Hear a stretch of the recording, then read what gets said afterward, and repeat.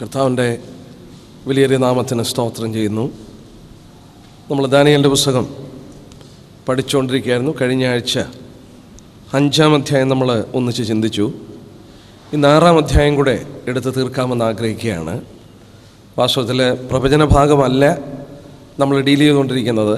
ഞാൻ നേരത്തെ ഓർപ്പിച്ചു, 2-ാം അധ്യായത്തിൽ പ്രവചനത്തിൻ്റെ ABC എന്ന് പറയുന്ന ചാപ്റ്റർ ദാനിയേൽ 2 ആണ്. പിന്നീട് ദാനിയേലിൻ്റെ 3 തൊട്ട് 6 വരെയുള്ള അധ്യായങ്ങളിൽ പ്രവചന വിഷയങ്ങളെക്കാട്ടിലുപരിയായിട്ട് അവിടെ ബാബിലോണിയ സാമ്രാജ്യത്തിലും മേദ്യപാർഷ്യയുടെ സാമ്രാജ്യത്തിൻ്റെ പ്രാരംഭത്തിലും സംഭവിച്ച കാര്യങ്ങളെയാണ് നമുക്ക് വരച്ചു തന്നിരിക്കുന്നത്. 3-ാം അധ്യായം തുടങ്ങി 6-ാം അധ്യായം വരെയുള്ള ഭാഗങ്ങൾ, 4 അധ്യായങ്ങൾ അന്ത്യകാലത്തുള്ള ബന്ധത്തിലും ജാതികളുടെ കാലഘട്ടത്തിൽ വെളിപ്പെടുന്ന മോറൽ ആൻഡ് റിലീജിയസ് കണ്ടീഷൻ, ധാർമ്മികവും അതുപോലെ ആത്മീകവുമായ ആ സ്ഥിതിയെ വരച്ചു കാണിക്കുന്ന നിഴലുകളായിട്ടിരിക്കുന്നു എന്നുള്ളത് നമ്മൾ ചിന്തിച്ചു. ആ വിധത്തിൽ കഴിഞ്ഞ ആഴ്ച നമ്മൾ 6-ാം അധ്യായം ധ്യാനിക്കുകയുണ്ടായി. ഇന്ന് കർത്താവ് അനുവദിച്ചാൽ നമുക്ക് 6-ാം അധ്യായം അവസാനിപ്പിക്കാം. അടുത്ത ആഴ്ച തുടങ്ങി പ്രവചന വിഷയത്തിലേക്ക് കിടക്കുകയാണ്. 7-ാം അധ്യായം തുടങ്ങി അല്പം ബുദ്ധിമുട്ടുള്ള ചാപ്റ്റർ ആയിരിക്കും. ദൈവജനം പഠിക്കുവാൻ ആഗ്രഹിക്കുന്നവരെ സ്നേഹിതരെയും കൂടെ കൂട്ടിക്കൊണ്ടുവരിക. നമുക്ക് ഒന്നിച്ച് ഈ 7-ാം അധ്യായമൊക്കെ ഒരു ദിവസം കൊണ്ട് തീർക്കാൻ ഒക്കുമോ എന്നറിഞ്ഞുകൂടാ. നമുക്കത് പ്രവചന വിഷയത്തുള്ള ബന്ധത്തിൽ, അന്ത്യകാലത്തുള്ള ബന്ധത്തിൽ നമ്മൾ ഗ്രഹിക്കേണ്ട കാര്യങ്ങളാണ് അടുത്ത ആഴ്ച തൊട്ട് ധ്യാനിക്കാൻ പോകുന്നത്. എന്നാൽ നമ്മൾ ഓർത്തതുപോലെ 3-ാം അധ്യായം തുടങ്ങി 6-ാം അധ്യായം വരെ ജാതികളുടെ കാലഘട്ടത്തിൽ വെളിപ്പെടുന്ന ധാർമ്മികവും അതുപോലെ മതപരമായ ആ വസ്തുതകളുടെ നിഴലായിട്ടിരിക്കുന്നു എന്നുള്ളത് നമ്മൾ കഴിഞ്ഞ ആഴ്ച ഓർക്കുകയുണ്ടായി. 6-ാം അധ്യായത്തിലേക്ക് നമുക്ക് കടന്നു വരാം. ഈ 6-ാം അധ്യായം തുടങ്ങുന്നത് നമ്മൾ 2-ാം അധ്യായത്തിൽ കണ്ട 2ാമത്തെ സാമ്രാജ്യത്തിൻ്റെ ഇൻട്രഡക്ഷനാണ്. ബാബിലോണിയൻ സാമ്രാജ്യം കഴിഞ്ഞാൽ ഉടനെ മേദ്യരുടെയും പാർശ്വരുടെയും ഭരണകൂടം വരുമെന്നുള്ളത് 2-ാം അധ്യായത്തിൽ കണ്ടു. അതിൻ്റെ ഇൻട്രഡക്ഷനാണ് നമ്മൾ വാസ്തവത്തിൽ ഈ 6-ാം അധ്യായത്തിൽ കാണുന്നത്. നമ്മൾ 5-ാം അധ്യായത്തിൻ്റെ അവസാന വാക്യത്തെ നമ്മൾ വായിക്കുകയുണ്ടായി. ആ രാത്രിയിൽ തന്നെ കൽദയ രാജാവായ ബെൽഷസ്സർ കൊല്ലപ്പെട്ടു. മേദ്യനായ ദാരിവേശ് 62 വയസ്സുള്ളവനായി രാജ്യത്വം പ്രാപിച്ചു. നമ്മൾ ബാബിലോൺ സാമ്രാജ്യം മാറി മേദ്യരുടെയും പാർശ്വരുടെയും സാമ്രാജ്യം എഴുന്നേറ്റ് വരുന്ന ചിത്രത്തോടുള്ള ബന്ധത്തിലാണ് 5-ാം അധ്യായത്തിൻ്റെ അവസാനിക്കുന്നത്. നമ്മൾ ആ ചിത്രത്തിൽ 2-ാം അധ്യായത്തിൽ കണ്ട ചിത്രത്തിൽ തങ്കത്തിൻ്റെ തല കഴിഞ്ഞ് വെള്ളി കൊണ്ടുള്ള നെഞ്ചും കൈയും ആ ഭരണകൂടം വന്നു കഴിഞ്ഞു. അതാണ് വാസ്തവത്തിൽ 5-ാം അധ്യായത്തിൻ്റെ അവസാന ഭാഗത്ത് നമ്മൾ കാണുന്നത്. ബാബിലോണിയൻ ഭരണകൂടം 67 വർഷം നിലനിന്നു. 67 വർഷം. പ്രത്യേകം നമ്മളിവിടെ പഠിച്ചു നോക്കുകയാണെങ്കിൽ ബാബിലോണിൻ്റെ വീഴ്ച BC 538 സംഭവിക്കുന്നത്. BC 538 ബാബിലോൺ സാമ്രാജ്യം വീണുപോയി. 67 വർഷം അവർ ഭരിച്ചിട്ട് ആ സാമ്രാജ്യം അസ്തമിച്ചപ്പോൾ മേദ്യരുടെയും പാർശ്വരുടെയും സാമ്രാജ്യം എഴുന്നേറ്റ് വന്നു. നമുക്ക് ബാബിലോൺ സാമ്രാജ്യം അവസാനിച്ച ഉടനെ നമ്മളിവിടെ വായിക്കുന്നുണ്ട്, മേദ്യനായ ദാരിവേശ് 62 വയസ്സുള്ളവനായി രാജ്യത്വം പ്രാപിച്ചു. ദാരിവേശ് ഭരണം ഏറ്റെടുത്ത് കഴിഞ്ഞ ശേഷം താൻ മരിക്കുന്നത് BC 536 ഒരു നിമിഷം ആ ഡേറ്റ് ശ്രദ്ധിക്കണം. നമുക്ക് ബാബിലോൺ സാമ്രാജ്യം അവസാനിച്ചത് BC 538. BC 538 ബാബിലോണിയൻ സാമ്രാജ്യം ഭരണം അവസാനിച്ച് മേദ്യരുടെയും പാർശ്വരുടെയും ഭരണകൂടം ഏറ്റെടുക്കുമ്പോൾ ദാരിവേശ് ഭരണം ഏറ്റെടുക്കുന്നു. ദാരിവേശ് ഭരണം ഏറ്റെടുത്തിട്ട് BC 536 ദാരിവേശ് മരിക്കുന്നു. എന്ന് പറഞ്ഞാൽ ദാരിവേശ് 2 വർഷമേ ഭരണം നടത്തിയുള്ളൂ. ഈ 2 വർഷത്തിനുള്ളിൽ സംഭവിച്ച വസ്തുതയാണ് ഈ 6-ാം അധ്യായത്തിൽ നമുക്ക് വായിക്കാനായിട്ട് കഴിയുന്നത്. 2 വർഷത്തിനുള്ളിൽ സംഭവിച്ച കാര്യമാണ്. ചരിത്രം പറയുന്നത് ഈ ഭാഗം ആയപ്പോൾ ദാരിവേശ് ഭരണം ഏറ്റെടുത്തപ്പോൾ ദാനിയേലിന് 90 വയസ്സോളം അടുത്തിട്ടുണ്ട്. 80-നും 90-നും വയസ്സിന് മധ്യത്തിലായിരിക്കുന്നു എന്നുള്ളത് പ്രത്യേക ശ്രദ്ധേയമാണ്. എന്ന് പറഞ്ഞാൽ ഒരു വൃദ്ധനായ മനുഷ്യനാണ്. എന്നാൽ നമ്മൾ ഈ ഭാഗം ഒന്ന് ചിന്തിച്ചു നോക്കാം. 2-3 വാക്യം നമുക്ക് നോക്കാം. 2-3 വാക്യം. രാജ്യമൊക്കെയും ഭരിക്കേണ്ടതിന് രാജ്യത്തിൽ 120 പ്രധാന ദേശാധിപതികളെയും അവരുടെ മേൽ 3 അധ്യക്ഷന്മാരെ നിയമിപ്പാൻ ദാരിവേശിന് ഇഷ്ടം തോന്നി. ഈ 3 ദാനിയേൽ ഒരുവനായിരുന്നു. രാജാവിന് നഷ്ടം വരാതിരിക്കേണ്ടതിന് പ്രധാന ദേശാധിപതികൾ അവർക്ക് കണക്ക് ബോധിപ്പിക്കേണ്ടിയിരുന്നു. നമ്മളോട് വായിക്കുന്നു, ഏകദേശം 120 പ്രധാന ദേശാധിപതികളും അവരുടെ മേൽ ഏകദേശം 3 പ്രസിഡന്റുമാരും, ഈ 3 പ്രസിഡന്റിൻ്റെ മുകളിൽ ദാനിയേലിനെ ഇതിൻ്റെ എല്ലാം ഉപരിയായിട്ട് ഒരു ചുമതലയുള്ള വ്യക്തിയായിട്ട് ഈ വൃദ്ധനായ ദാനിയേലിനെ ആക്കുകയാണ്. നമ്മളൊന്ന് ചിന്തിച്ചു നോക്കിയേ, ഈ വാർദ്ധക്യത്തിൽ ഒരു രാജ്യത്തിൻ്റെ മുഴുവൻ കണക്കുകളെ ശ്രദ്ധിപ്പാൻ കഴിവുള്ള ഒരു ദാനിയേലിനെ ഒന്ന് ചിന്തിച്ചു നോക്കിയേ. അവൻ്റെ വാർദ്ധക്യം വാസ്തവത്തിൽ മറികടന്നുകൊണ്ട് തൻ്റെ പ്രായത്തെക്കാൾ ഉപരിയായിട്ടുള്ളൊരു ഭരണം സാമർഥ്യം താനിവിടെ വരിക്കുമ്പോൾ അതിൻ്റെ ചില കാരണങ്ങൾ നമുക്ക് തിരുവചനത്തിൽ കാണാൻ കഴിയുന്നുണ്ട്. 3-ാം വാക്യത്തിൽ നമ്മളത് കാണുന്നു. ദൈവം വെച്ചാൽ പിന്നീട് നമുക്കത് ചിന്തിക്കാം. 3-ാം വാക്യത്തിൽ ദാനിയേൽ ഉത്കൃഷ്ട മാനസനായിരുന്നു. Because he had an excellent spirit was in him. There was an excellent spirit in Daniel. ഡാനിയേലിനൊരു ഉത്കൃഷ്ടമായ ആത്മാവുണ്ടായിരുന്നു. എന്താണെന്നുള്ളത് നമുക്ക് പിന്നീട് ചിന്തിക്കാം. എന്നാൽ ഇവിടെ നമ്മൾ പ്രത്യേകം ശ്രദ്ധിക്കേണ്ട ഒരു കാര്യം, ഇനി സംഭവിക്കുന്ന കാര്യങ്ങളെ ശ്രദ്ധിക്കുമ്പോൾ നമുക്ക് തന്നെ ഒരു ചിന്താകുലം വരും. എന്തുകൊണ്ടാണ് രാജഭരണം നടക്കുന്ന കാലഘട്ടങ്ങളിൽ രാജാക്കന്മാർക്ക് അവർ ചിന്തിക്കുന്ന കാര്യങ്ങൾ നടത്തുവാൻ കഴിയാത്തത്? ഈ 6-ാം അധ്യായം നമുക്ക് വളരെ പരിചയമാണ്. നമ്മൾ സൺഡേ സ്കൂളിലൊക്കെ പഠിക്കുന്ന ഒരു ഭാഗമാണ്. മാത്രമല്ല, വളരെ കുഞ്ഞായിരിക്കുമ്പോൾ അമ്മമാർ സാധാരണ പറഞ്ഞു തരുന്ന കഥ ഈ ദാനിയേലിനെ സിംഹക്കുഴിയിലിട്ടതാണ്. അത്ര പരിചയമുള്ള ഒരു വേദഭാഗമാണ് ഈ 6-ാം അധ്യായം. എന്നാൽ ഈ 6-ാം അധ്യായത്തെ നമ്മൾ വായിക്കുമ്പോൾ നമുക്ക് തന്നെ ഒരു സംശയം വരും. എന്തുകൊണ്ടാണ് ഈ രാജാവിന് ഈ സിംഹക്കുഴിയിൽ ഇടാതെ ദാനിയേലിനെ വിടുവിപ്പാൻ കഴിയാഞ്ഞത്? മാത്രമല്ല, രാജാവ് ശ്രമിച്ചിട്ടും, രാജാവാണ് ശ്രമിക്കുന്നത്, രാജാവ് സന്ധ്യ വരെ ശ്രമിച്ചിട്ടും ദാനിയേലിനെ സിംഹക്കുഴിയിൽ നിന്ന് വിടുവിപ്പാൻ കഴിയുന്നില്ലേ? നമ്മളത് കാരണം മനസ്സിലാക്കണം. നമ്മൾ 2-ാം അധ്യായം പഠിച്ചപ്പോൾ അല്പമൊന്ന് ശ്രദ്ധിച്ചതാണ്. നമ്മൾ 2-ാം അധ്യായത്തിൻ്റെ 39-ാം വാക്യം ഇങ്ങനെയാണ് വായിച്ചത്. ദാനിയേൽ 2:39 നമ്മളിങ്ങനെ വായിച്ചു. 39, അതായത് തിരുമേനി എന്നവിടെ പറഞ്ഞിരിക്കുന്നത് ബാബിലോൺ ഭരണകൂടമാണ്. 2:39 തിരുമനസിൻ്റെ ശേഷം തിരുമേനിയേക്കാൾ താണതായ മറ്റൊരു രാജ്യത്വം സർവഭൂമിയെ വാഴുവാനിരിക്കുന്നതായി നോക്കുക. തിരുമേനിക്ക് ശേഷം തിരുമേനിയേക്കാൾ നമ്മളിവിടെ വായിക്കുന്നു താണതായ മറ്റൊരു രാജ്യം. It is little more inferior than Babylonian empire. നമ്മൾ ആ കണ്ട ചിത്രത്തിൽ ഓർത്തു, തങ്കം കൊണ്ടുള്ള തല, പിന്നീട് വെള്ളി കൊണ്ടുള്ള കൈയും നെഞ്ചുമാണ്. നോക്കുക, മെറ്റലിൻ്റെ വാല്യൂ തന്നെ കുറയുകയാണ്. നമ്മളത് പഠിച്ചപ്പോൾ ഓർത്തു, ഗോൾഡിൻ്റെ സ്പെസിഫിക് ഗ്രാവിറ്റി 19.3 അതിൽ നിന്ന് വെള്ളിയുടെ സ്പെസിഫിക് ഗ്രാവിറ്റി ആയിട്ട് കുറയുന്നു 10.5. ദൈവജനത്തിൽ പറഞ്ഞ പോലെ തന്നെ തിരുമേനിയേക്കാൾ താഴെ ഒരു ഭരണകൂടം ദാരിവേശ് ഭരണമേറ്റെടുക്കുമ്പോൾ ലോകത്തിലാഗോളം ഭരിക്കുന്ന ഒരു രാജാവിനെ ദൈവം ഉയർത്തുകയാണ്. നമ്മൾ എന്തുകൊണ്ടാണ് അത് അങ്ങനെയെന്ന് ചോദിച്ചാൽ, നോക്കുക, നെബൂഖദ്നേസർ ഭരിച്ചപ്പോൾ, അതായത് ബാബിലോൺ സാമ്രാജ്യം ഭരണം നടത്തിയപ്പോൾ നമ്മൾ നേരത്തെ ചിന്തിക്കുകയുണ്ടായി, ഇറ്റ് വാസ് ഓട്ടോക്രാറ്റ് റൂൾ, സ്വച്ഛാധിപതിയുടെ ഭരണമാണ്. എന്ന് പറഞ്ഞാൽ അവൻ്റെ ഇഷ്ടം നിയമമായിരുന്നു. നെബൂഖദ്നേസർ എന്തു പറഞ്ഞോ അവൻ പരമാധികാരിയാണ്, ഏകാധിപതിയാണ്. ഹി വാസ് ആൻ ഓട്ടോക്രാറ്റ് എന്ന് പറഞ്ഞാൽ അവനൊരു സ്വച്ഛാധിപതിയാണ്. അവൻ്റെ ഇഷ്ടം പോലെ അവൻ ഭരിക്കുവാൻ അവന് സാധിച്ചു. എന്തു പറഞ്ഞാലും അതനുസരിച്ച് സാധ്യമാകുകയുണ്ടായിരുന്നു. എന്നാൽ അതിൻ്റെ ശേഷം തിരുമേനിയേക്കാൾ താണതായ ഒരു രാജ്യം വരുന്നു, ഇൻഫീരിയർ. നമ്മളിവിടെ പഠിച്ചു നോക്കി, നമ്മൾ കണ്ടു വെള്ളി കൊണ്ടുള്ള ഭരണകൂടം. ആ ഭരണകൂടം നമ്മൾ ഓർത്തു, ഇറ്റ് ഈസ് ബ്യൂറോക്രാറ്റിക് ഗവൺമെൻറ്. അതിൻ്റെ അർത്ഥം ഉദ്യോഗസ്ഥ മേധാവിത്വമുള്ളൊരു ഭരണകൂടം. രാജാവ് മാത്രമല്ല, രാജാവിനെ സഹായിക്കുകയും നിയമങ്ങൾ പ്രാബല്യത്തിൽ കൊണ്ടുവരാൻ തക്കവണ്ണം തിരഞ്ഞെടുക്കപ്പെട്ട ഒരു ഉദ്യോഗസ്ഥന്മാരുടെ സംഘമുണ്ട്.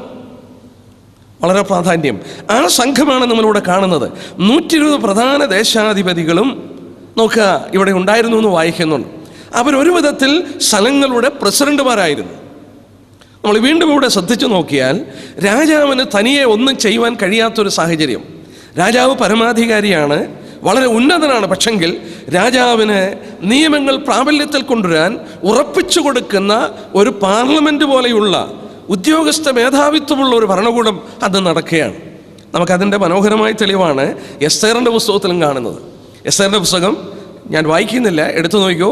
ഈ ഭരണകൂടമാണ് അവിടെ പറഞ്ഞിരിക്കുന്നത്. എസ്തേറിൻ്റെ പുസ്തകം 1-ാം അധ്യായത്തിൻ്റെ 1-ാം വാക്യവും 3-ാം വാക്യവും വായിച്ചു നോക്കിയാൽ മേദ്യരും പാർശ്വരും ഭരണമേറ്റെടുത്തു.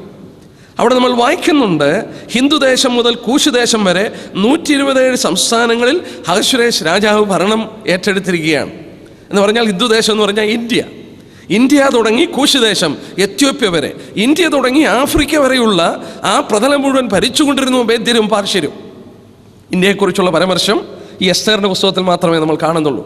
ആ പേര് പറഞ്ഞ ഹിന്ദുദേശം എന്ന് പറഞ്ഞാൽ ഹിന്ദുസ്ഥാൻ, ഹിന്ദുദേശം. അവിടെ മുതൽ എത്യോപ്യ വരെ ഭരിച്ചിരുന്നു മേദ്യരും പാർശ്വരും. അന്ന് നമുക്കറിയാം, രാജാവ് തന്നെ വസ്തി രാജ്ഞിയെ ഉപേക്ഷിക്കാൻ അഹശ്വേരോട് കൽപ്പന കൊടുക്കുന്നത്, അല്ലെങ്കിൽ ആലോചന കൊടുക്കുന്നത് പ്രഭുക്കന്മാരുടെ സംഘമാണ്. നമ്മൾ എസ്തേറിന്റെ പുസ്തകം 1-ാം അധ്യായത്തിൻ്റെ 21-ാം വാക്യത്തിലൊക്കെ അത് വായിക്കുന്നുണ്ട്. ഉദ്യോഗസ്ഥന്മാർ, പ്രഭുക്കന്മാർ രാജാവിനോട് പറഞ്ഞു, രാജാവിനെ അനുസരിക്കാത്ത രാജ്ഞിയെ ഉപേക്ഷിക്കണം. രാജാവിന് അത് അനുസരിക്കേണ്ടതായിട്ട് വന്നു. നമുക്ക് ദാനിയേലിന്റെ പുസ്തകം 6-ാം അധ്യായത്തിൻ്റെ നമ്മൾ 6-7 വാക്യങ്ങൾ വായിച്ചാൽ, ഈ രാജാവ് വാസ്തവത്തിൽ ദാരിവേശ് ദാനിയേലിനെ സിംഹക്കുഴിയിൽ നിന്ന് വിടുവിക്കാൻ വേണ്ടി ആകുന്ന ശ്രമിച്ചിട്ടും നടക്കുന്നില്ലേ. നാം വായിക്കുന്നു, താൻ ആത്മാർത്ഥ ഹൃദയമുള്ളവനായിരുന്നു, ദാനിയേലിനെ സ്നേഹിച്ചിരുന്നു താൻ. കാരണം ദാനിയേലിനെ സിംഹക്കുഴിയിൽ നിർബന്ധിതനായി ഇടേണ്ടി വന്നിട്ട് അന്ന് രാത്രിയിൽ താൻ ഭക്ഷണം കഴിച്ചിട്ടില്ലേ, ഉപവസിക്കുകയാണ്. സകല സുഖങ്ങളും മാറ്റിവെച്ചുകൊണ്ട് താൻ കണ്ണുനീരോടുകൂടെ, എന്ന് പറഞ്ഞാൽ ദൈവസന്നിൽ പ്രാർത്ഥിക്കുന്ന ഒരു രാജാവിനെ അവിടെ കാണുന്നു, ഈ ദാരിവേശിനെ കാണുന്നു. നമ്മളിവിടെ ചിന്തിക്കേണ്ട ഒരു കാര്യം നോക്കുക, രാജാവിന് പോലും ആ വാസ്തവത്തിൽ നിയമത്തിന് മാറ്റം വരുത്തുവാൻ കഴിഞ്ഞില്ലേ. നമ്മൾ ഉപദേശപരമായ കാര്യത്തോടുള്ള ബന്ധത്തിൽ സമയം അനുവദിക്കുന്നെങ്കിൽ ഈ ഭാഗം എടുത്തിട്ട് നമുക്കതിൻ്റെ അവസാന ഭാഗത്തിൽ അതൊന്ന് ചിന്തിക്കാം. അത് ചിന്തിക്കണമെന്ന് മനസ്സിൽ തോന്നിയത് കൊണ്ട് ഞാൻ ആ ഭാഗം സമയമുണ്ടെങ്കിൽ എടുക്കാം. അപ്പോൾ ഇവിടെ നോക്കിയാട്ടെ, ഈ മേദ്യരും പാർശ്വരും ഭരിക്കുമ്പോൾ 2 കാര്യങ്ങൾ ശ്രദ്ധേയമാണ്. നമ്മൾ ഓർത്തു, ഒരു അബ്സൊല്യൂട്ട് മൊണാർക്കി പോലെയുള്ള ഭരണമല്ല, ബാബിലോൺ ഭരണം പോലെയല്ല. ഒരു പാർലമെൻറ്റ് കൂടെ നിയമങ്ങൾ പാസ്സാക്കി, ആ നിയമങ്ങൾ പാസ്സാക്കി രാജാവ് അംഗീകരിച്ചു കഴിഞ്ഞാൽ എന്ത് സംഭവിച്ചാലും ആ കൽപ്പനയ്ക്ക് പിന്നെ മാറ്റമില്ല. രണ്ടാമത്, മേദ്യരെയും പാർശ്വരുടെയും കൾച്ചർ അനുസരിച്ച് രാജാവ് ഇൻഫാലിബിൾ ആയിരുന്നു. എന്ന് പറഞ്ഞാൽ രാജാവിന് തെറ്റിക്കൂടായ്മ. പോപ്പിനെ കുറിച്ച് പറയുന്ന പോലെ തെറ്റിക്കൂടായ്മ. രാജാവ് ഒരു കൽപ്പന കൊടുത്താൽ അത് ദൈവവാക്ക് പോലെയാണ്, അത് പിന്നെ മാറ്റാൻ സാധിക്കില്ല. കാരണം രാജാവിന് തെറ്റ് പറ്റില്ല എന്നാണ് മേദ്യരുടെയും പാർശ്വരുടെയും കൾച്ചറിൻ്റെ, സംസ്കാരത്തിൻ്റെ വിശ്വാസം. അങ്ങനെ രാജാവ് കൊടുത്ത കൽപ്പന ഇനിയും തിരുത്തിയാൽ, ദാനിയേലിനെ കുറിച്ചുള്ള കൽപ്പന ഇനിയും തിരുത്തിയാൽ, അവിടെ സംഭവിക്കുന്നത് തൻ്റെ ആ ഇൻഫാലിബിലിറ്റിയെ ക്വസ്റ്റ്യൻ ചെയ്യുകയാണ്. അതുകൊണ്ട് നമ്മളിവിടെ ശ്രദ്ധിച്ചു നോക്കിയാൽ, ദാനിയേലിനെ സിംഹക്കുഴിയിൽ ഇടുവാൻ കൽപ്പന വന്ന ശേഷം അത് തിരുത്തുവാൻ നോക്കിയിട്ടും രാജാവിന് കഴിയാതിരുന്നതിൻ്റെ കാരണം ഇതാണ്. ഇനി 6-ാം അധ്യായം നമ്മൾ ശ്രദ്ധിച്ചാൽ, ഇന്നത്തെ കാലഘട്ടത്തോടുള്ള ബന്ധത്തിൽ എത്ര വാസ്തവത്തിൽ ഏറ്റവും യോജിച്ച ഒരു സംഭവമാണ് ഇവിടെ കാണുന്നത്. ഇവിടെ നമ്മൾ വായിക്കുന്നു, ഈ 120 പ്രധാന ദേശാധിപതികളെ 1 തൊട്ട് 9 വരെയുള്ള വാക്യം വായിച്ചാൽ അവരൊരു പ്ലോട്ട് ഉണ്ടാക്കുകയാണ്. എന്തിനാണ് പ്ലോട്ട് ഉണ്ടാക്കുന്നത്? ദാനിയേലിനെ ഉന്നത സ്ഥാനത്ത് നിന്ന് മാറ്റണം, ഉന്നത സ്ഥാനത്ത് നിന്ന് മാറ്റണം. നമുക്ക് ദാനിയേൽ ഇരുന്നാൽ ഇവർക്ക് പല കാര്യങ്ങളും ചെയ്യുവാൻ കഴിയില്ല. കാരണം നമ്മൾ ഇവിടെ വായിക്കുന്നുണ്ട്, അതിൻ്റെ 2-ാം വാക്യത്തിൽ നമ്മൾ വായിക്കുന്നു, 2-ാം വാക്യത്തിൻ്റെ അവസാനം, രാജാവിന് നഷ്ടം വരാതിരിക്കേണ്ടതിന് പ്രധാന ദേശാധിപതികൾ ഇവർക്ക് കണക്ക് ബോധിപ്പിക്കേണ്ടിയിരുന്നു. ഈ പ്രധാന ദേശാധിപതികൾ ഈ ദാനിയേലിൻ്റെ മുന്നിൽ കണക്ക് കൊടുക്കണം. എന്തിനാണ്? ആ ട്രഷറിയിലുള്ള പണങ്ങൾ മാറ്റാതെ, അവിടെയുള്ള പണങ്ങൾ അടിച്ചു മാറ്റാതെ, ഇന്ന് കാണുന്ന പോലെ സംഭവങ്ങളൊന്നും നടക്കാതിരിക്കാൻ ദാനിയേൽ അതിൻ്റെ മുകളിൽ ചുമതലയുള്ളവനായിരുന്നു. ഇവർക്ക് മനസ്സിലായി, കാര്യങ്ങൾ മുന്നോട്ട് ഇങ്ങനെ പോയാൽ അവർക്കൊരിക്കലും ഈ ട്രഷറിയിൽ നിന്നോ രാജാവിൻ്റെ അതോടുള്ള ബന്ധത്തിലുള്ള പണങ്ങളോ ഒന്നും അവർക്ക് കൈവശപ്പെടുത്തുവാൻ കഴിയില്ല. അതിനൊറ്റ മാർഗമേ ഉള്ളൂ, ദാനിയേലിനെ മാറ്റിക്കളയണം. ദാനിയേലിനെ മാറ്റിക്കളയുവാൻ അവരെല്ലാം കൂടെ ചിന്തിച്ചു. എനിക്കറിയാം, ഞാൻ പല സഹോദരന്മാർ ഗവൺമെൻറ് ഓഫീസുകളിലും മറ്റും വർക്ക് ചെയ്യുന്ന പല സഹോദരന്മാരെ മീറ്റ് ചെയ്തിട്ടുണ്ട്. അവരെ വളരെ ബുദ്ധിമുട്ടുന്ന സാഹചര്യങ്ങൾ ഞാൻ കണ്ടിട്ടുണ്ട്. നോക്കുക, അവർ നിർബന്ധിതരായി മാറുകയാണ്. എല്ലാ മനുഷ്യരും ഒരുപോലെ ലോകത്തിൻ്റെ ഒഴുക്കിനനുസരിച്ച് ഒഴുകുമ്പോൾ അവർക്കെതിരായിട്ട്, ആ ഒഴുക്കിനെതിരായിട്ട് ഒരു ദൈവവൈതൽ ആ ഗവൺമെൻറ് ഓഫീസിൽ ജോലി ചെയ്യുമ്പോൾ ഇവിടെ ദാനിയേലിന് പറ്റിയ അതേ സംഭവമാണ് നടക്കുന്നത്, എക്സാക്ട്ലി സെയിം. പക്ഷെ ഇവിടെ ആലോചിച്ച് നോക്കിയേ, ദാനിയേലിന് അവിടെ നിൽപ്പാൻ കഴിഞ്ഞുവെങ്കിൽ നമുക്കും അവിടെ നിൽപ്പാൻ കഴിയും. പ്രതികൂലങ്ങളും വളരെ വൈഷമ്യങ്ങളും ഒരുപക്ഷെ സത്യത്തോടുള്ള ബന്ധത്തിൽ അഭിഹരിക്കേണ്ടി വന്നേക്കാം. പക്ഷെ അവിടെയാണ് ദൈവത്തിൻ്റെ അത്ഭുതകരമായ കരം പ്രദർശിപ്പിക്കപ്പെടാൻ പോകുന്നത്. ഈ പാഠം നമ്മളെ ഭയങ്കരമായി പഠിപ്പിക്കുന്നു. അതിൻ്റെ 5-ാം വാക്യം നോക്കിയാട്ടെ. 5-ാം വാക്യം, അവരെ വളരെ ശ്രമിച്ചു നോക്കിയിട്ട് അവർ തന്നെ പറയുകയാണ്, അപ്പോൾ ആ പുരുഷന്മാർ, നാം ഈ ദാനിയേലിൻ്റെ നേരെ അവനെ സംബന്ധിച്ച്, അവൻ്റെ ദൈവത്തിൻ്റെ ന്യായപ്രമാണം സംബന്ധിച്ചല്ലാതെ മറ്റൊരു കാരണവും കണ്ടെത്തുകയില്ല എന്ന് പറഞ്ഞു. എന്തൊരു വാക്യമാണ്! ഒന്ന് ചിന്തിച്ചു നോക്കിയേ. ഒരു ഗവൺമെൻറ്റിൽ ഉന്നതനായിരിക്കുന്ന ഒരു ഉദ്യോഗസ്ഥനെ കുറിച്ച് അവൻ്റെ ശത്രുക്കൾ, അവനെ വാസ്തവത്തിൽ വകവരുത്തുവാൻ ആഗ്രഹിക്കുന്ന ശത്രുക്കൾ പറയുന്ന സാക്ഷ്യമാണ്. ആ സാക്ഷ്യം എന്താണ്? അവനെക്കുറിച്ച് യാതൊന്നും പറയുവാൻ കഴിയില്ല. അവൻ്റെ ദൈവത്തോടുള്ള ബന്ധത്തിലല്ലാതെ, അവൻ്റെ ആത്മീയകാര്യത്തോടുള്ള ബന്ധത്തിലല്ലാതെ ഒരു കാര്യത്തിലും അവനെ നമുക്ക് മറ്റൊരു കാരണവും കണ്ടെത്തുവാൻ കഴിയില്ല എന്ന് പറയുമ്പോൾ ദാനിയേലിൻ്റെ സാക്ഷ്യം അവിടെ അത് ചിന്തിച്ചാട്ടെ. ഇത്ര ഉത്കൃഷ്ട മനുഷ്യനെ വാസ്തവത്തിൻ്റെ തന്ത്രത്തിൽ അകപ്പെടുത്തി സിംഹത്തിന് തിന്നുവാൻ എറിഞ്ഞു കൊടുക്കുവാൻ ഇവർ തീരുമാനിച്ചതിൻ്റെ കാരണം എന്താണ്? വാസ്തവത്തിൽ അസൂയയാണ്. എൻ്റെ പ്രിയപ്പെട്ടവരെ, ഒന്ന് ചിന്തിച്ചു നോക്കിയേ. അവരെക്കാട്ടിൽ ഉന്നതനായി ഈ ദാനിയേലിനെ ആക്കിക്കഴിഞ്ഞപ്പോൾ അവരുടെ മനസ്സിൽ അസൂയ ഉണ്ടായി. എൻ്റെ മനസ്സിൽ കൂടെ പല ചിന്തകൾ കടന്നുപോയി. എങ്കിലും ഞാനൊന്ന് ഓർപ്പിക്കട്ടെ. ഹൃദയത്തിൽ അങ്കുരിക്കുന്ന ചെറിയ അസൂയ ഉണ്ടല്ലോ, നാം പിന്നീട് വായിക്കുന്നു, അവരുടെ കുടുംബങ്ങൾ, കുഞ്ഞുങ്ങളും സ്ത്രീകളും താഴെ ചെല്ലുന്നതിന് മുമ്പ് സിംഹങ്ങൾ അവരെ അടിച്ച് കൊന്നുകളഞ്ഞു. ആ കുടുംബങ്ങൾ നശിച്ചു പോയതിൻ്റെ റൂട്ട് കോസ് ഈസ് ജലസി. ഞാൻ ചിന്തിച്ചു, ശൗലിന് സിംഹാസനം നഷ്ടപ്പെട്ടത്, ശൗൽ എന്ന് പറയുന്ന ഇസ്രായേലിൻ്റെ ആദ്യത്തെ രാജാവിന് സിംഹാസനം നഷ്ടപ്പെട്ടതിൻ്റെ കാരണം എന്താ? ജലസി. ശൗൽ 1000, ദാവീദോ 10,000 എന്ന് സ്ത്രീകൾ ഗാനപ്രതിഗാനമായി പാടിയപ്പോൾ ശൗലിൻ്റെ ഹൃദയത്തിൽ അസൂയ തോന്നി. തിരുവചനത്തിൽ പരിശോധിച്ചാൽ അറിയാം, നമ്മുടെ ഫലങ്ങളെ നശിപ്പിക്കുന്നത് ചെറിയ കുറുക്കന്മാരാണെന്ന് തിരുവചനത്തിൽ വായിക്കുന്നു. വലിയ പാപങ്ങളെക്കാട്ടിൽ ആത്മീയ വളർച്ചയ്ക്ക് തടസ്സമായി നിൽക്കുന്നത്, നമ്മളെ തകർത്ത് കളയുന്നത്, നമ്മുടെ മനസ്സിൽ അങ്കുരിക്കുന്ന ഈ ജഡത്തോട് പറ്റി നിൽക്കുന്ന ചെറിയ പാപങ്ങളാണ്. അസൂയ, അഹന്ത, നോക്കുക, സെൽഫിഷ്നെസ്, മോട്ടീവ്സ്. വാസ്തവത്തിൽ ഇവിടെയും നമ്മൾ ചിന്തിച്ചാൽ ഈ ദാനിയേലിനെതിരായിട്ട് എന്തെല്ലാം ശ്രമങ്ങൾ നടത്തിയിട്ടും ഒന്നും കണ്ടുപിടിക്കാൻ സാധിച്ചില്ല. ഒരു വാക്യം ഒന്ന് വായിച്ചേക്കാം, സദൃശ്യവാക്യം 27-ന്റെ 4-ാം വാക്യം ഒന്ന് വായിച്ചേക്കാം. ഇതുള്ള ബന്ധത്തിൽ പ്രൊവേർബ്സ് ചാപ്റ്റർ 27 വേഴ്സ് 4 നോക്കുക. അസൂയുള്ള ബന്ധത്തിൽ ഒന്ന് കുറിക്കൊള്ളേണ്ട ഒരു വാക്യമാണ്. നമ്മളിങ്ങനെ വായിക്കുന്നു, ക്രോധം ക്രൂരവും കോപം പ്രളയവുമാകുന്നു, ജാരശങ്കയുടെ മുമ്പിലോ ആർക്ക് നിൽക്കാം. ഇംഗ്ലീഷിൽ ഞാനൊന്ന് വായിക്കാം. Wrath is cruel and anger is outrageous, but who is able to stand before envy? ജാരശങ്ക എന്നവിടെ പറഞ്ഞിരിക്കുന്നത് അസൂയാണ്, envyയാണ്. Wrath is cruel and anger is outrageous, but who is able to stand before envy? അസൂയയുടെ മുന്നിൽ ആർക്ക് നിൽപ്പാൻ കഴിയുമെന്നാണ് ചോദിക്കുന്നത്. കോപം കൊണ്ടും മനുഷ്യൻ്റെ പൊട്ടിയൊഴുകുന്ന ക്രോധം കൊണ്ടും പല ദോഷങ്ങൾ ചെയ്യും എങ്കിലും who can stand before envy? അസൂയ വലിയ ദോഷങ്ങൾ ഉളവാക്കുന്നു എന്നുള്ളത് ഈ അധ്യായത്തിൽ നിന്ന് നമുക്ക് പഠിക്കുവാനായിട്ട് സാധിക്കുന്നു.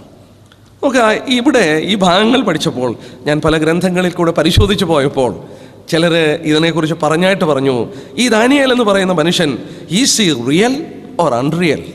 അവൻ യാഥാർത്ഥ്യമായ ഒരു മനുഷ്യനാണോ അതോ അങ്ങനെ ഒരു മനുഷ്യൻ അല്ലയോ എന്ന് ചോദിക്കുകയാണ്. കാരണം അവനെക്കുറിച്ച് ഒരു കുറ്റവും പറയാനില്ലേ, അവനെ എത്ര തിരക്കിയിട്ടും ഒരു കുറ്റവും പറയാനില്ലാത്ത ഈ ദാനിയേൽ ഇങ്ങനെ ഒരു മനുഷ്യൻ ഉണ്ടോ?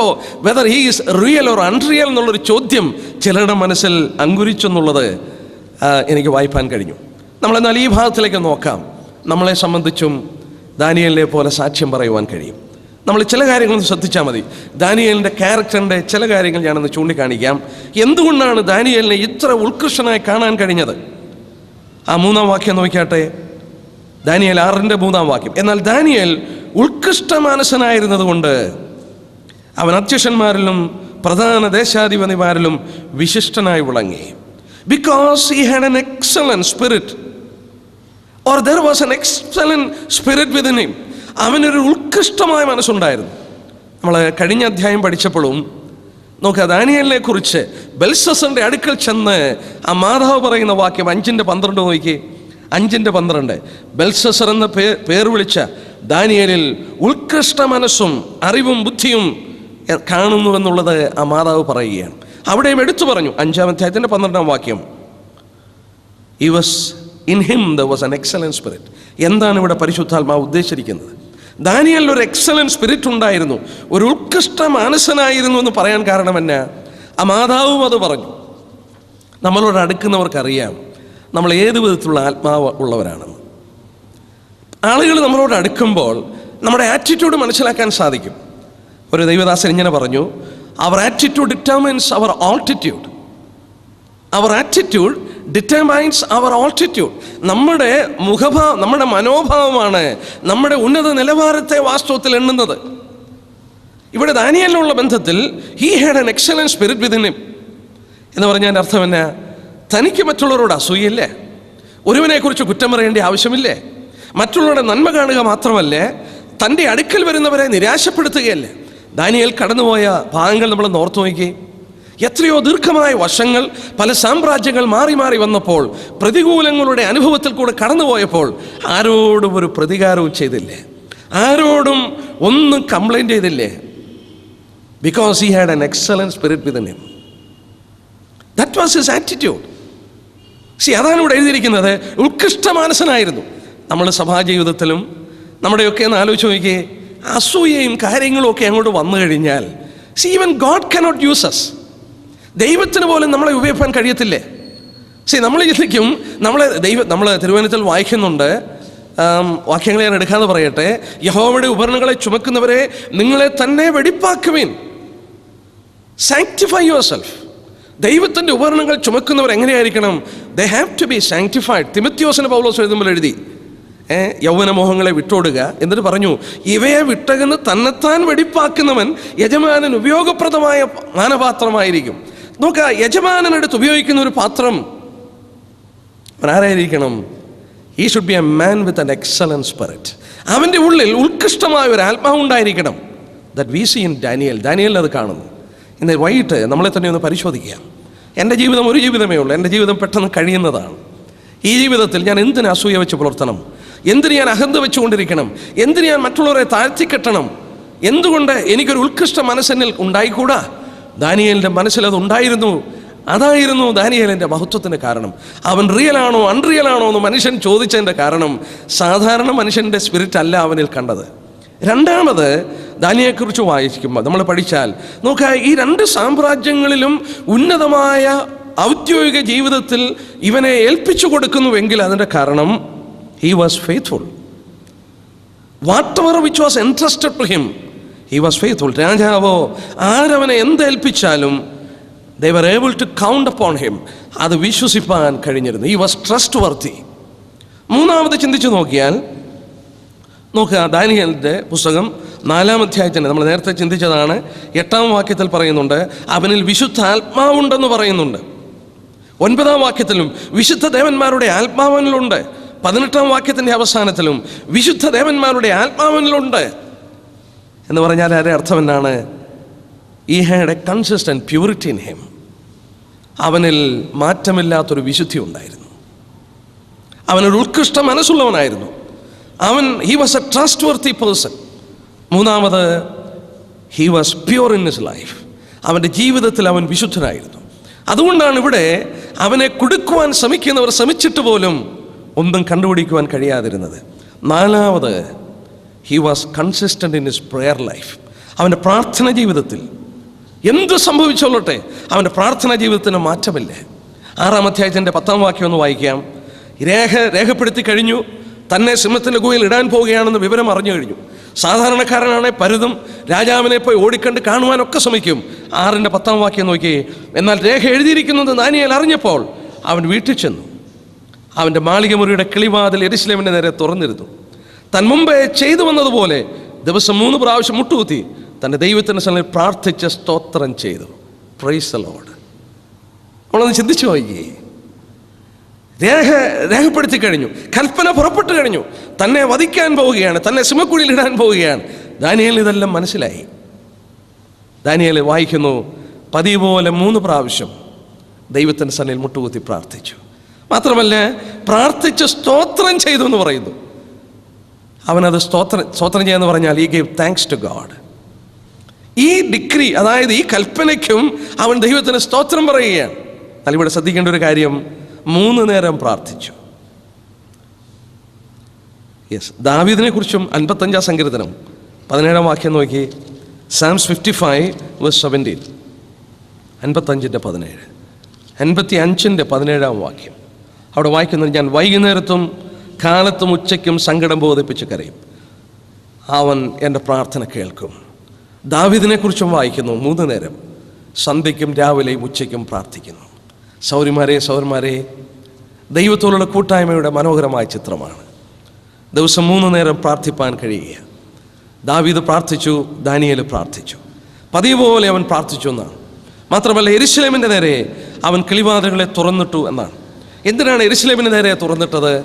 പ്രവാസത്തിൽ പോയ യഹൂദന്മാർ, ബാബിലോൺ പ്രവാസം, മേദ്യരുടെ പ്രവാസത്തിൽ കിടക്കുകയാണ്. ലോകത്തിൽ ഏത് കോണിലും ചിതറിക്കപ്പെട്ട യഹൂദൻ പ്രാർത്ഥിക്കുമ്പോൾ മുസ്ലിങ്ങൾ മെക്കയിലേക്ക് നോക്കി പ്രാർത്ഥിക്കുന്ന പോലെ അവർ യെരുശലേമിലേക്ക് നോക്കി പ്രാർത്ഥിച്ചിരുന്നു. അവരുടെ ദൈവത്തിലുള്ള വിശ്വാസം, it was an act of faith. ദൈവം അവരെ പുനഃസ്ഥാപിക്കുമെന്നുള്ളതും ദൈവത്തിൻ്റെ വാഗ്ദത്തങ്ങൾക്ക് മാറ്റമില്ലെന്നുള്ളതിൻ്റെയും വാസ്തവത്തിൽ അതിൻ്റെ വലിയൊരു തെളിവായിരുന്നു യെരുശലേമിൻ്റെ നേരെ നോക്കി പ്രാർത്ഥിക്കുന്നത്. നമുക്ക് നോക്കാം. ദാനിയേലിനെ സിംഹക്കുഴിയിലിട്ടു. അതിൻ്റെ ഡീറ്റെയിൽസിലേക്ക് നമുക്ക് പോകേണ്ട ആവശ്യമില്ല. നമുക്കറിയാം, രാജാവ് വളരെ ശ്രമിച്ചു നോക്കി, രക്ഷിപ്പാനായിട്ട് കഴിയുന്നില്ലേ. 14-ാം വാക്യം അത് പറയുന്നുണ്ട്. രാജാവ് ഈ വാക്ക് കേട്ടപ്പോൾ അത്യന്തം വ്യസനിച്ചു. ദാനിയേലിനെ രക്ഷിപ്പാൻ മനസ്സ് വെച്ചു. അവനെ രക്ഷിപ്പാൻ സൂര്യനെ ശ്രമിക്കുവോളം പ്രയത്നം ചെയ്തു. സന്ധ്യ വരെ രാജാവ് ശ്രമിക്കുകയാണ് അവനെ വിടുവിക്കാൻ. സാധിക്കുന്നില്ലേ. സന്ധ്യയ്ക്ക് സിംഹത്തിൻ്റെ കുഴിയിൽ ഇട്ടുകൊടുക്കുവാനായിട്ട് കൽപ്പന രാജാവ് കൊടുക്കുകയാണ്. എന്നാലോചിച്ച് നോക്കുക, സന്ധ്യ ഇരുട്ടായി. ആ സന്ധ്യയുടെ സമയത്ത് വൈകിട്ട് വരെ രാജാവ് ശ്രമിച്ചിട്ട് നടക്കാതെ വന്നപ്പോൾ രാജാവ് കൽപ്പന കൊടുത്തു സിംഹത്തിൻ്റെ കുഴിയിൽ ഇടുവാൻ. വളരെ വ്യസനിച്ചു രാജാവ്.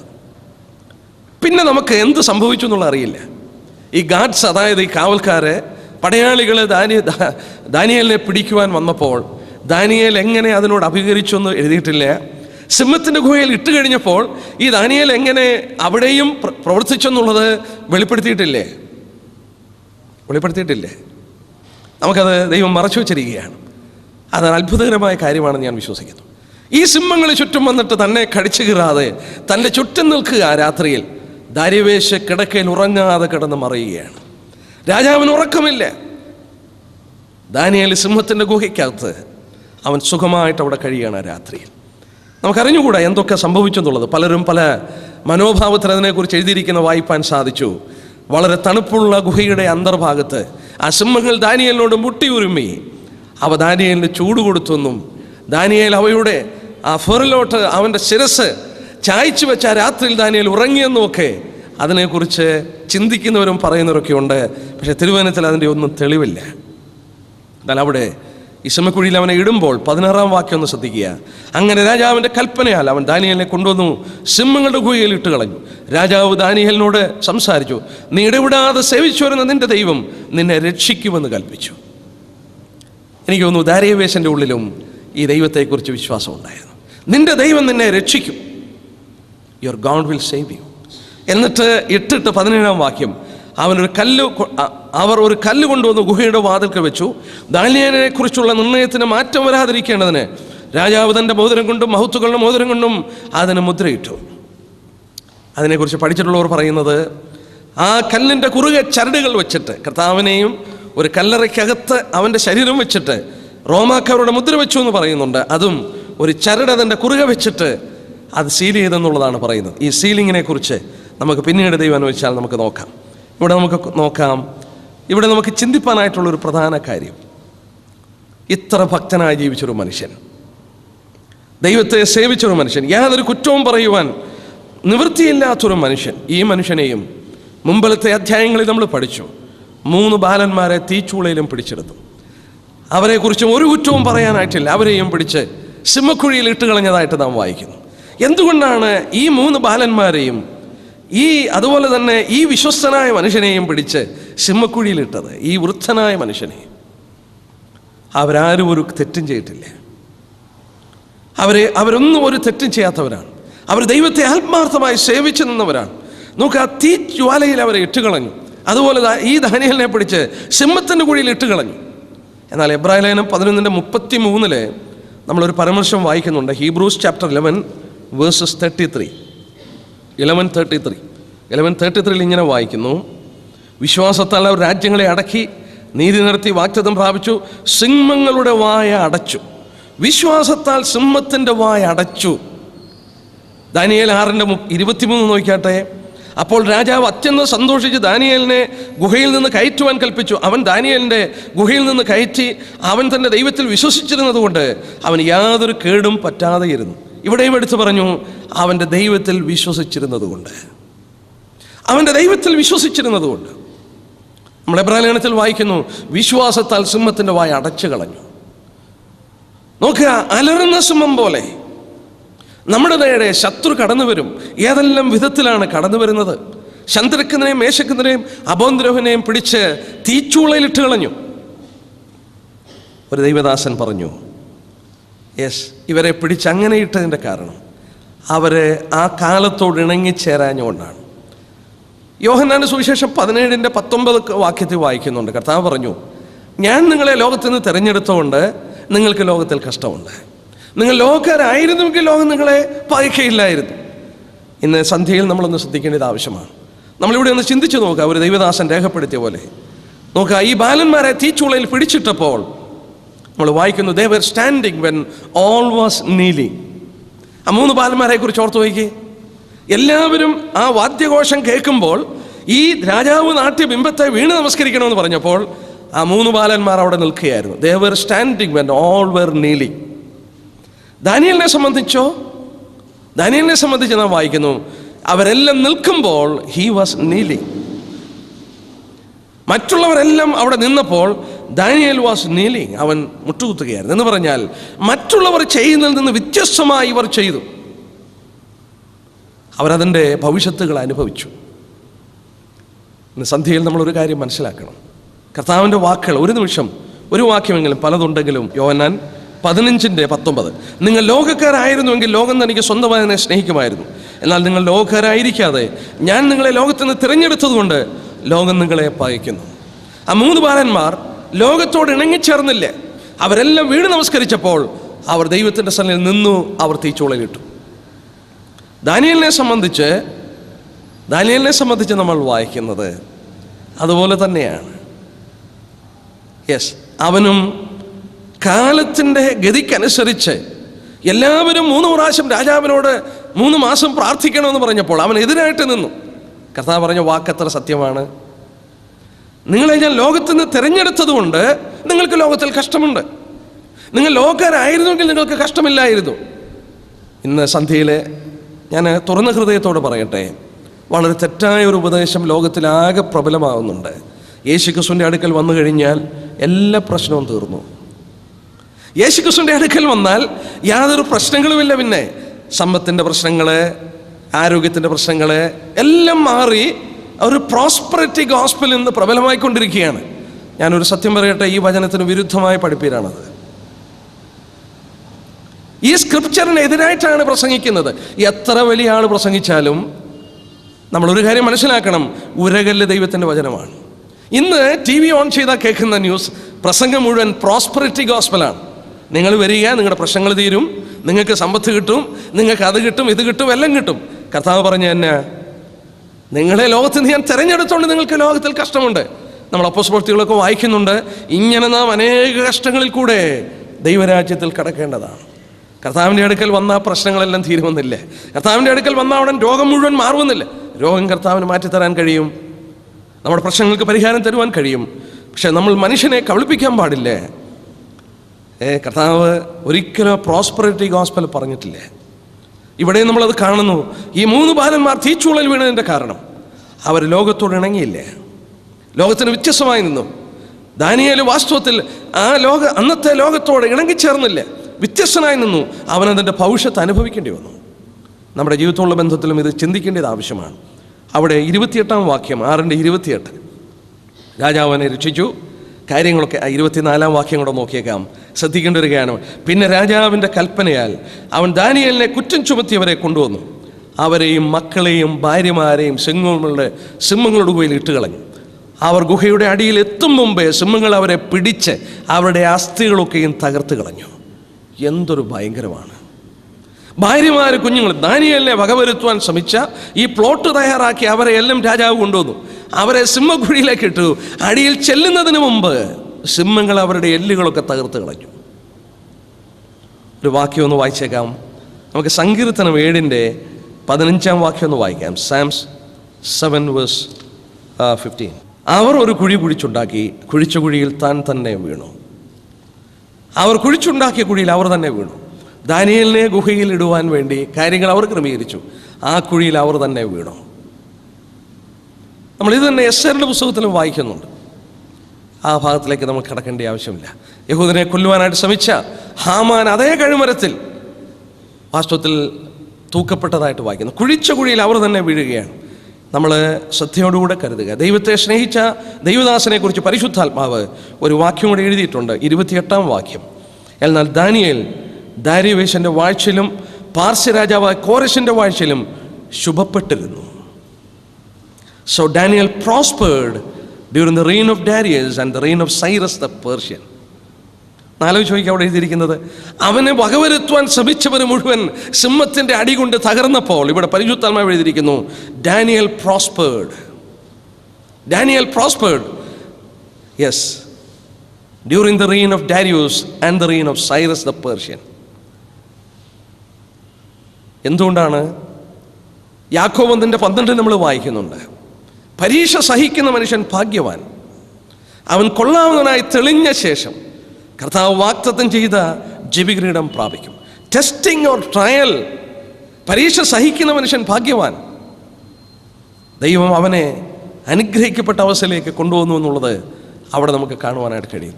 ഇനി നമുക്കൊരല്പം ഇതുള്ള ബന്ധത്തിൽ ആത്മീയ പാഠവും അതുപോലെ തന്നെ പ്രവചനപരമായ ചില ആശയങ്ങൾ ഞാനത് ചൂണ്ടിക്കാണിച്ചോളാം. നോക്കാം, ഈ ദാനിയേലിനെ സിംഹക്കുടിയിൽ സൂക്ഷിച്ചതുപോലെ ഇസ്രായേലിനെ സംബന്ധിച്ച് ഇതുപോലൊരു സംഭവം നടക്കാൻ പോവുകയാണ്. സഭ മാറ്റപ്പെട്ട ശേഷം അന്തിക്രിസ്തു പ്രത്യക്ഷപ്പെടും. യഹൂദനെ ഏറ്റവും അധികം പീഡിപ്പിക്കപ്പെടുന്ന അന്തിക്രിസ്തു പ്രത്യക്ഷപ്പെട്ട ശേഷം യഹൂദൻ തന്നെ അവൻ്റെ മശിഹയാണെന്ന് കരുതി അവന് ദേവാലയം പണിയുവാനും കാര്യങ്ങളൊക്കെ ഈ അന്തിക്രിസ്തു ഒരുക്കി കൊടുക്കും. എന്നാൽ ദേവാലയത്തിൻ്റെ ഉള്ളിൽ അവൻ്റെ ബിംബം നാട്ടി ആ ബിംബത്തെ നമസ്കരിക്കാൻ ആവശ്യപ്പെടുമ്പോൾ യഹൂദന് മനസ്സിലാകും ഇത് ഫോൾസ് മശിയാണ്, അവരുടെ മശിഹ അല്ലെന്ന് മനസ്സിലാകും. കർത്താവായ യേശു ക്രിസ്തു ഇതോടുള്ള ബന്ധത്തിൽ യഹൂദന് വാണിംഗ് കൊടുത്തിട്ടുണ്ട്.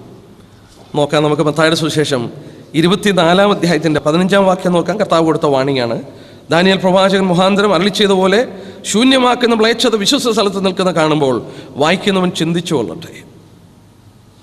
യഹൂദന് കൊടുത്ത വലിയൊരു മുന്നറിയിപ്പാണ്. അവന് ഇത് കാണുമ്പോൾ, ഈ സംഭവിച്ചതുപോലെ ഒരു സംഭവം നടക്കുമ്പോൾ, മത്തായി 24:15 നമ്മൾ വായിച്ചത്. എന്നാൽ കർത്താവ് വന്ന് പറഞ്ഞു, അന്ന് യഹൂദരുള്ളവർ മലകളിലേക്ക് ഓടിപ്പോകട്ടെ, മലകളിലേക്ക് ഓടിപ്പോകട്ടെ എന്ന് പറഞ്ഞു. വചനം നമ്മൾ അപഗ്രഥിച്ച് നോക്കിയാൽ ഒരു പ്രത്യേക സ്ഥലമാണ് അത് ചൂണ്ടിക്കാണിച്ചിരിക്കുന്ന കർത്താവ്.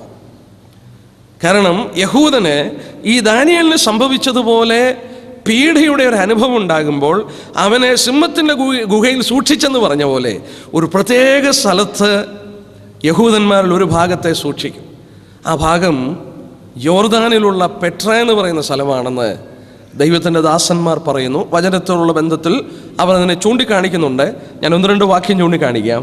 ആദ്യം നമുക്ക് ദാനിയേൽ 11:41 വാക്യം വായിച്ചിട്ട് അവിടെ വരാം. Daniel chapter 11:41.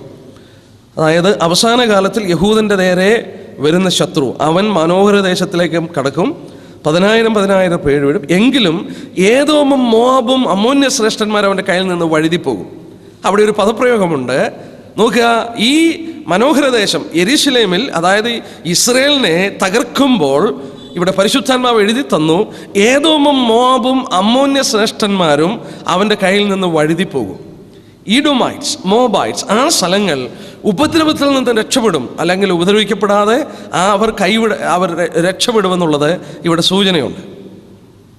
ഈ ഏദോം മോവാബിൻ്റെ സ്ഥലം എവിടെയാണ്? ജോർദാനാണ്, ജോർദാൻ്റെ പ്രദേശമാണ്. ഇനി നമുക്ക് ഇതോട് ചേർത്ത് യെശയ്യാവ് 16:4 നോക്കിക്കാട്ടെ. ഇത് മനസ്സിൽ വെച്ചുകൊണ്ട് യെശയ്യാവ് 16:4 വാക്യം, ഐശയ്യാ 16:4. മോവാബിൻ്റെ പൃഷ്ഠന്മാർ നിന്നോടുകൂടെ പാർത്തുകൊള്ളട്ടെ, കവർച്ചക്കാരൻ്റെ മുമ്പിൽ നീ അവർക്കൊരു മറവായിരിക്കുക. എന്നാൽ പീഡകർ ഇല്ലാതെയാകും, കവർച്ച അവസാനിക്കും, ചവിട്ടിക്കളയുന്നവർ ദേശത്ത് നിന്ന് മുടിഞ്ഞു പോകും.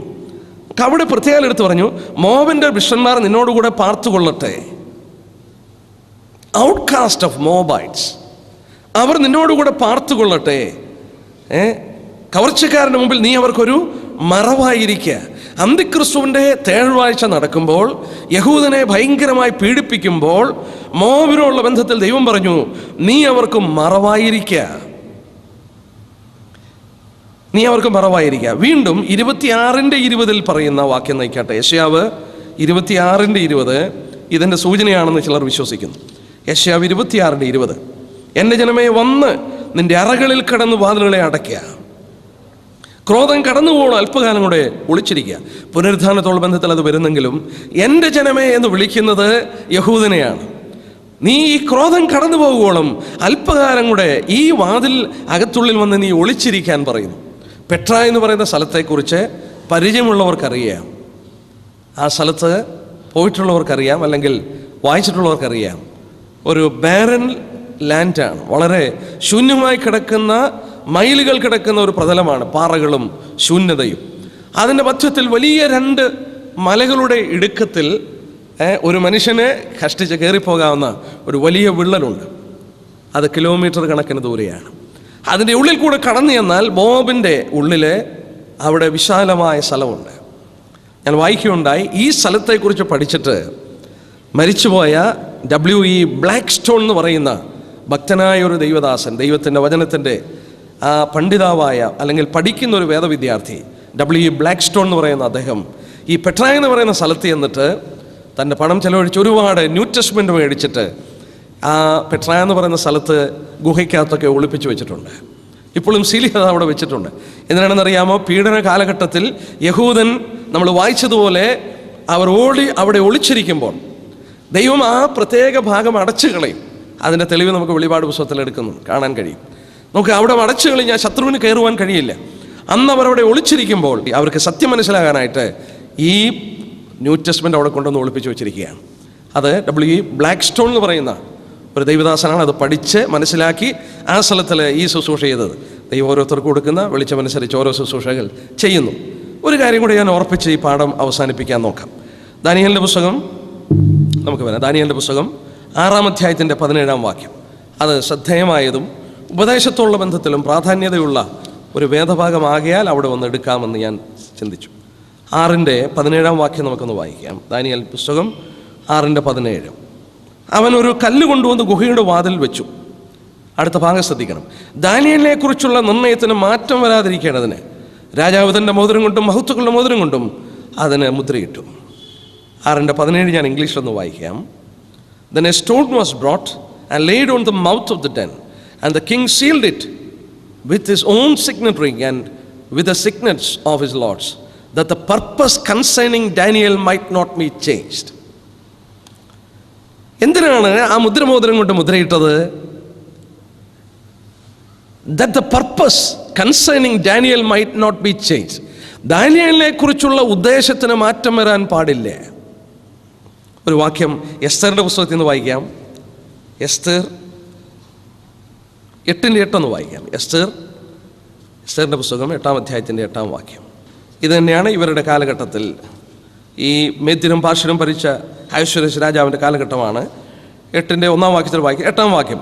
നിങ്ങൾക്ക് ബോധിച്ചതുപോലെ നിങ്ങളും രാജാവിൻ്റെ നാമത്തിൽ യഹൂദന്മാർക്ക് വേണ്ടി എഴുതി രാജാവിൻ്റെ മോതിരം കൊണ്ട് മുദ്രയിടുവിൻ. രാജനാമത്തിൽ എഴുതുകയും രാജമോതിരം കൊണ്ട് മുദ്രയിടുകയും ചെയ്ത രേഖയെ ദുർബലപ്പെടുത്തുവാൻ ആർക്കും പാടില്ലല്ലോ. ആ വാക്യം നോക്കിയാട്ടെ.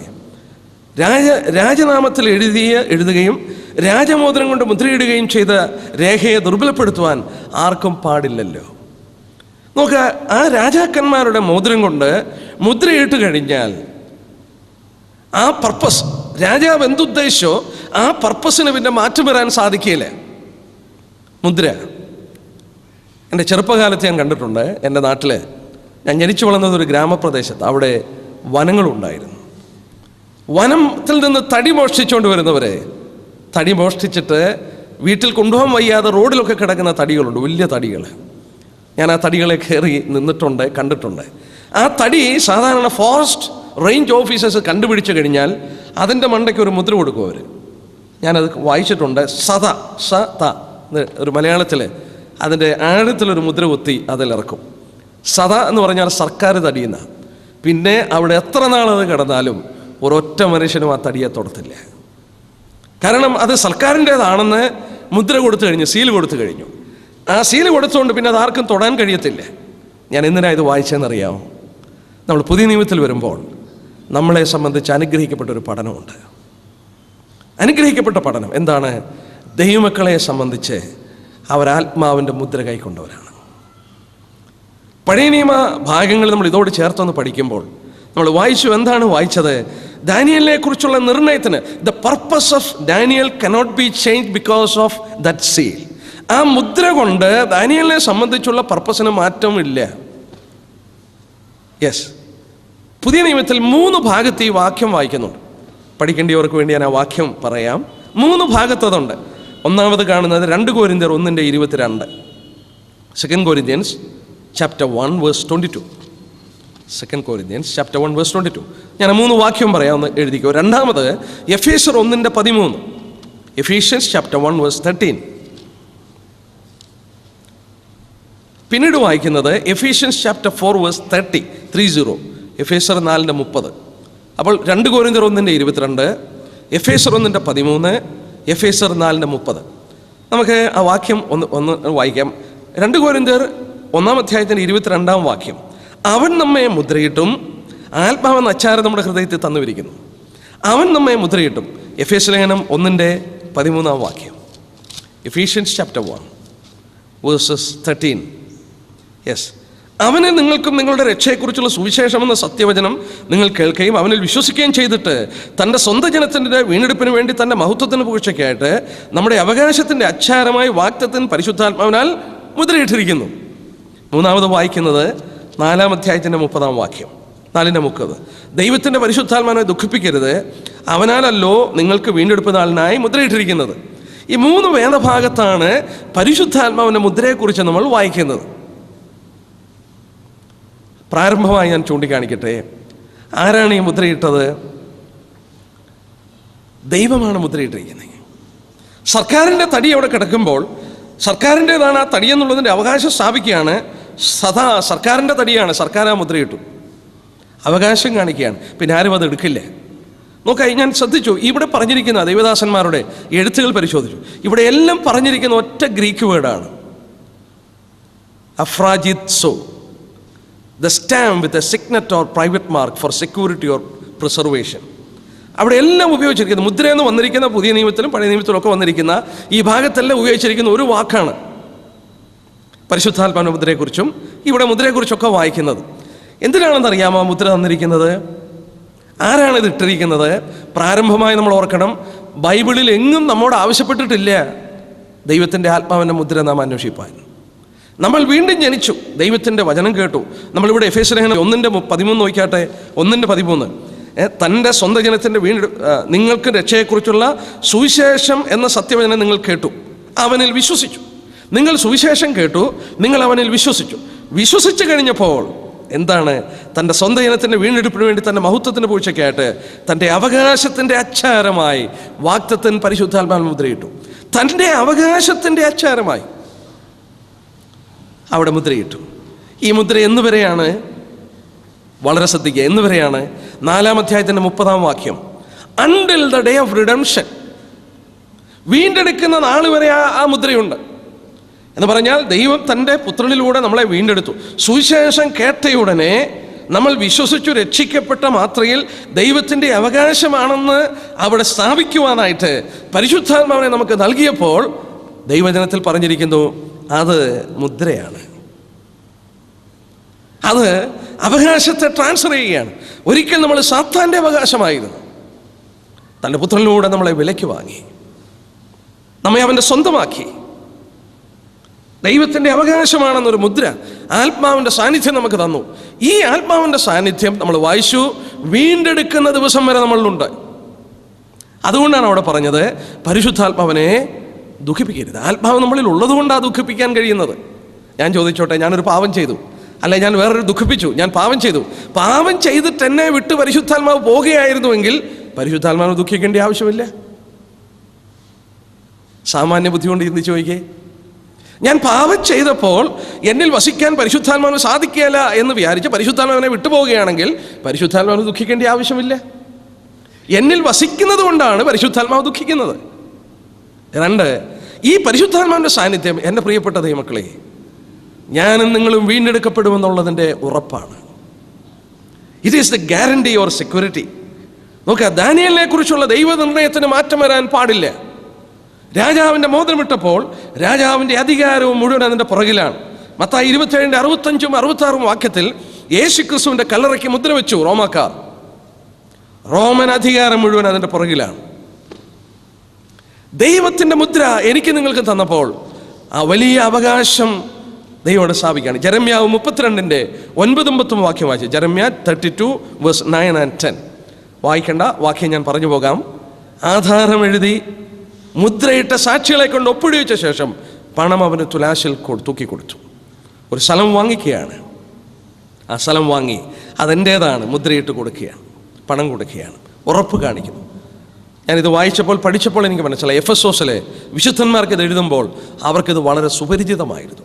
എഫെസോസ് എന്ന് പറയുന്നത് ഒരു സീ പോർട്ടാണ്. ഈ സീ പോർട്ടിൽ കപ്പലുകളിലും മറ്റുമായിട്ട് ഒരുപാട് തടികളൊക്കെ വലിച്ചുകൊണ്ട് അവിടെ വരും. തടി വ്യാപാരികൾ അവിടെ ചെന്നിട്ട് അവിടെ ചെന്നിട്ട് തടികൾ വില കൊടുത്ത് മേടിക്കുമ്പോൾ ഉടനെ ആ തടി അവിടെ നിന്ന് എടുത്തുകൊണ്ട് പോകില്ല. ഓരോരുത്തരും മേടിക്കുന്ന വ്യാപാരികൾ അവരുടെ കയ്യിലുള്ള പ്രത്യേക മുദ്ര കൊണ്ട് മേടിച്ച തടിക്ക് അവർ അടയാളം കൊടുക്കും. അടയാളം കൊടുത്തിട്ട് ആ മേടിച്ചവർ തിരിച്ചു പോയിട്ട് അവരുടെ ജോലിക്കാരെ പറഞ്ഞു വിടും ഈ മുദ്ര കൊടുത്ത്. അവർ ചെന്നിട്ട് ആ മുദ്രയുള്ള തടി കണ്ടുപിടിച്ച് അവരത് വലിച്ചുകൊണ്ട് അതിൻ്റെ ഉടമസ്ഥന് കൊണ്ടു കൊടുക്കും. ഈ എഫെസോസ് പട്ടണത്തിൽ ഇത് അവർക്ക് പരിചയമായിരുന്നു. എഫെസോസിലെ സഭയ്ക്ക് എഴുതുമ്പോൾ അവർക്കത് മനസ്സിലാക്കാനായിട്ട് കഴിയുമായിരുന്നു. നമ്മളിവിടെ ഒന്ന് ചിന്തിച്ചു നോക്കിയേ, ആ തടിയുടെ മേൽ വില കൊടുത്ത് മേടിച്ചിട്ട് ആ മുദ്ര കൊടുക്കുമ്പോൾ it shows the ownership of a peculiar person or particular person.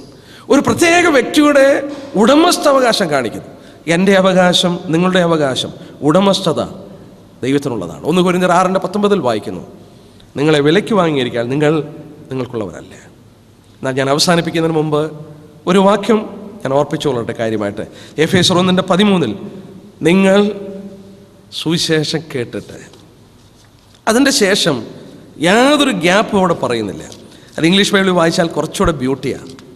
എഫേസ്യർ 1:13 വായിച്ചാൽ, having also believed you were sealed with the Holy Spirit of promise. Having also believed, ആ ഇംഗ്ലീഷ് പദം നോക്കിയേ, having also believed you were sealed with the Holy Spirit of promise. സുവിശേഷം കേട്ടപ്പോൾ ഞാനത് വിശ്വസിച്ചു. Having also believed, and that is a cause. The cause of the seal is belief. സുവിശേഷത്തിൽ വിശ്വസിച്ചു. യേശുക്രിസ്തുവിന്റെ പാപത്തിനു വേണ്ടി മരിച്ചു, എൻ്റെ അതിക്രമങ്ങൾക്ക് വേണ്ടി അവന് അടികളേറ്റു, അവൻ മരിച്ചു എന്നുള്ളത് ഞാൻ വിശ്വസിച്ചു.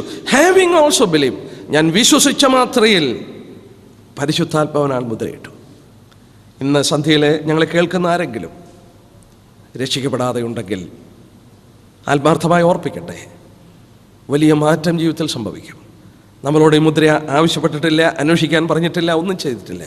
കർത്താവായ യേശുക്രിസ്തു കാൽവറി ക്രൂശിൽ തികച്ച ദൈവനീതി, ആ കാൽവറി ക്രൂശിൽ നമ്മൾ വിശ്വാസം അർപ്പിച്ച് എനിക്ക് വേണ്ടി അവൻ മരിച്ചു എന്നുള്ളത് വിശ്വസിച്ച് ഉള്ളത്തിൽ കൈക്കൊണ്ട് നമ്മുടെ ജീവിതത്തെ അവിടെ സമർപ്പിക്കുന്ന മാത്രയിൽ തന്നെ നമ്മൾ അറിയാതെ നടക്കുന്ന മറ്റൊരു ട്രാൻസാക്ഷനാണ് ദൈവത്തിൻ്റെ അവകാശമായി നമ്മൾ തീരുകയാണ്.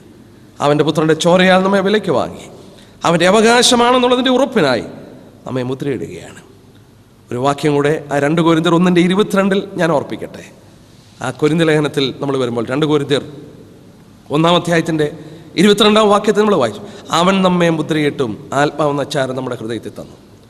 ഇന്ന് സന്ധ്യയിൽ ഞാനൊരു സത്യം കൂടെ പറയട്ടെ. കൊരിന്ത്യയിലെ വിശ്വാസികൾ ഇതുപോലെ മോശമായ ഒരു കൂട്ടം ആളുകളെ പുതിയ നിയമത്തിൽ കാണാനായിട്ടില്ല. അവർ വളരെ മോശം ജീവിതം പ്രവർത്തിച്ചാണ്. അവർ ജഡികന്മാരാണ്. അവർ ആത്മാവ് ഉണ്ടോ എന്ന് പോലും സംശയിക്കത്തക്കവണ്ണമുള്ള ജീവിതമായിരുന്നു. നിങ്ങൾ ശേഷം മനുഷ്യരെ പോലെ എന്ന് പൗലോസ് പറയുന്നു.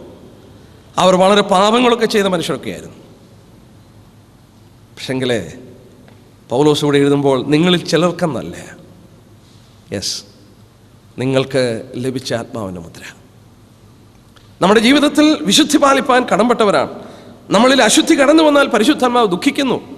മാത്രമല്ല ദൈവത്തിൻ്റെ ന്യായവിധി നമ്മുടെ മേൽ വരാൻ സാധ്യതയുണ്ട്, ബാലശിക്ഷ. എന്നാൽ അതല്ല ഇവിടുത്തെ വിഷയം. എല്ലാ കൊരിന്ത്യയിലുള്ളവർക്കും അവരന്വേഷിക്കാതെ തന്നെ ഈ മുദ്രയുണ്ടായിരുന്നു. അവർ ദൈവത്തിൻ്റെ അവകാശികളായിരുന്നു. ഞാനിങ്ങനെ ചിന്തിക്കുന്നു, അല്ലായിരുന്നെങ്കിൽ ജഡികരെന്ന് പറയുന്ന ഒരു കൂട്ടം വിശ്വാസികളെ കാണത്തില്ലായിരുന്നു. കൊരിന്ത്യ ലേഖനത്തിൽ ജഡികരും ആത്മികരുമുണ്ട്. ആത്മികര് ക്രിസ്തുവിന് മനസ്സുള്ളവരാണ്.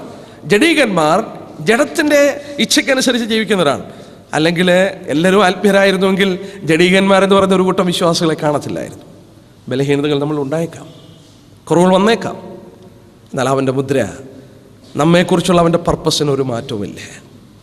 ദാനിയേലിനെ കുറിച്ചുള്ള നിർണയത്തിന് മാറ്റം വരാതെ രാജാവ് മോതിരം കൊണ്ട് മുദ്രയിട്ടു. നമുക്ക് പ്രായോഗികമായി ചിന്തിപ്പാനായിട്ടുള്ള കാര്യം യേശുക്രിസ്തുവിൻ്റെ സുവിശേഷത്തിൽ വിശ്വസിക്കുക, ആത്മാവിൻ്റെ മുദ്ര പ്രാപിക്കുക. ദൈവം നമ്മളെക്കുറിച്ച് നിർണയിച്ചിരിക്കുന്ന ഒരു നിർണയത്തിനും മാറ്റമില്ലാതെ ദൈവസന്നിധിയിൽ സുരക്ഷിതരായി രക്ഷയുടെ ഭദ്രയെ ആസ്വദിച്ചും അനുഭവിച്ചും കൊണ്ട് നമ്മുടെ ജീവിതം ചെലവഴിപ്പാനായിട്ട് കഴിയും. 2, നമ്മൾ ഓർത്തതുപോലെ ദാനിയേലിനെ പോലെ ഉത്കൃഷ്ട മനസ്സുള്ള എക്സലൻറ്റ് സ്പിരിറ്റുള്ളവരായി നമുക്ക് ഈ അന്ത്യകാലത്ത് ജീവിക്കാം. പ്രതികൂലങ്ങൾ ഏറി വരുന്നു, വൈഷമ്യങ്ങൾ നമുക്കുണ്ട്, ശാരീരികവും മാനസികവും ഒക്കെ ആയിട്ട് വ്യഥകൾ വരുമ്പോൾ നമ്മളൊരു കാര്യം മനസ്സിലാക്കണം, നമ്മളെ ദൈവം കൈവിട്ടിട്ടല്ല, നമ്മളൊക്കെ അതിൽ കൂടെ കടന്നു പോകാനാണ് കർത്താവ് നമ്മളിൽ കൂടെ ആഗ്രഹിക്കുന്നത്. എൻ്റെ കൃപ നിനക്ക് മതിയെന്ന് പറഞ്ഞു അവൻ നമ്മെ കൈപിടിച്ച് അക്കരെ നടത്തും.